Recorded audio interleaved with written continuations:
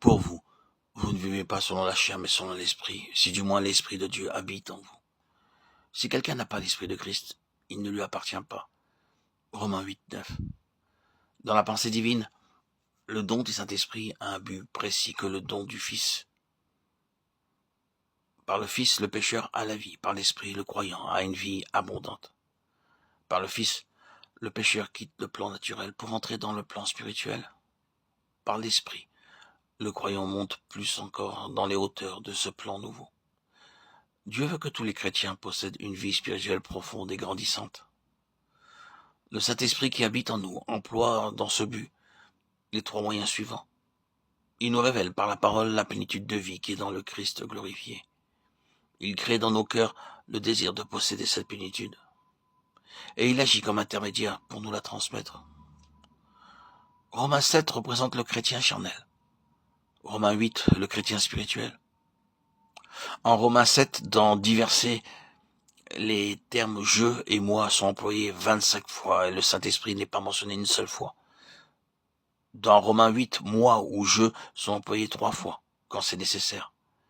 Et le Saint-Esprit est mentionné 16 fois. Ainsi, nous en concluons que la plénitude de la vie en Christ exige des relations plus étroites avec le Saint-Esprit.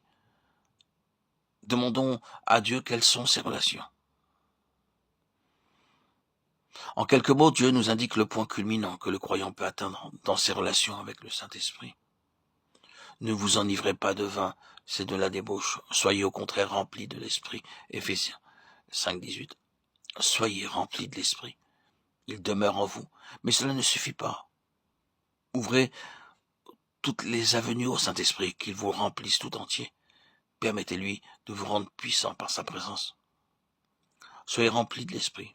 Ceci est le droit d'aînesse de chaque chrétien. En vertu de la nouvelle naissance, il a droit à la plénitude de l'Esprit. Ce n'est pas le privilège de quelques croyants seulement, mais la prérogative de tous. Méprisez-vous votre droit d'aînesse comme Ésaü, qui le vendit pour un mets? Préférez-vous les plaisirs, l'argent, la position sociale, à la plénitude du Saint-Esprit? Soyez remplis de l'Esprit, chaque chrétien en a besoin. Personne ne pourrait vivre une vie vraiment spirituelle sans posséder la plénitude de l'Esprit. 120 personnes l'obtinrent à la Pentecôte, 11 apôtres seulement étaient parmi ces 120 personnes. Quelques-uns étaient des femmes qui retournèrent chez elles faire la cuisine, coudre, prendre soin de leurs enfants. D'autres étaient des hommes qui retournèrent à leur champ ou à leur boutique. La Bible ne mentionne pas leur nom. Que peu d'entre eux, mais certainement des fleuves d'eau vive, coulèrent de chacun d'eux. Ne croyez pas que vous êtes trop jeune pour être rempli d'esprit. Cette plénitude vous évitera ces années passées dans le désert que les vieux chrétiens connaissent trop souvent.